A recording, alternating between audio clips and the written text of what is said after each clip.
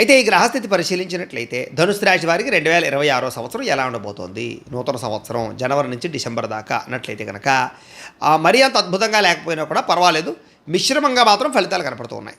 అయితే దైవ తపన, దైవ చింతన, ఆధ్యాత్మిక చింతన, గోసేవ, అలాగే గురు భక్తి ఇవి బాగా పెరుగుతాయి. ఇంట్లో కూడా పూజలు, హోమాలు, అలాగే ఇంట్లో ఏదైనా వ్రతాలు, నోములు చేయడం, అలాగే ఎక్కువగా దైవపరమైనటువంటి భక్తి బాగా పెరుగుతుంది. భగవత్ సేవ ఇవన్నీ బాగా పెరుగుతాయి. దాన ధర్మాది కార్యక్రమాలు చేయడం చేస్తారు. ఎవరైనా ఆపదలో ఉన్న వారికి సహాయం చేయడం, అలాగే మీకు కూడా సమయానికి అవసరానికి అయితే మాత్రం డబ్బులు అందుతాయి.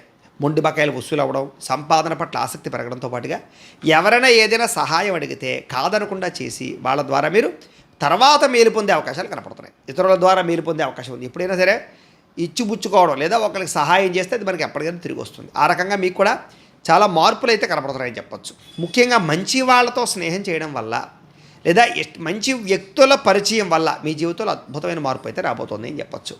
ముఖ్యమైనటువంటి వ్యవహారాలన్నీ కూడా సజావుగా సాగుతాయి. ఉద్యోగంలో కూడా చాలా చక్కని అనుకూలమైన వాతావరణం మీకు కనపడుతోంది. ఉద్యోగ వ్యవహారాల్లో మీదే పైచేగా ఉండబోతోందని చెప్పచ్చు.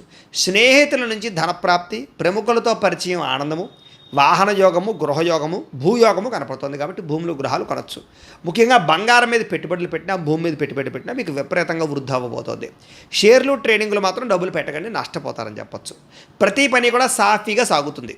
వ్యాపారంలో పెట్టుబడులు వృద్ధి అవడమే కాదు, వ్యాపారపరంగా ఎక్కువ ఐశ్వర్యాన్ని సంపాదించుకునే ప్రయత్నాలు చేయగలుగుతారు. ఉద్యోగస్తులు కూడా అనుకూలమైన మార్పులు కనపడుతున్నాయి. కొత్తగా ఏదైనా వ్యాపారాలు, ఉద్యోగాలు చేయాలనుకునేటటువంటి వారు మాత్రం ఆలోచించి నిర్ణయాలు తీసుకోవాలి. అయితే మీకు ఏది సూట్ అవుతుంది అనేది.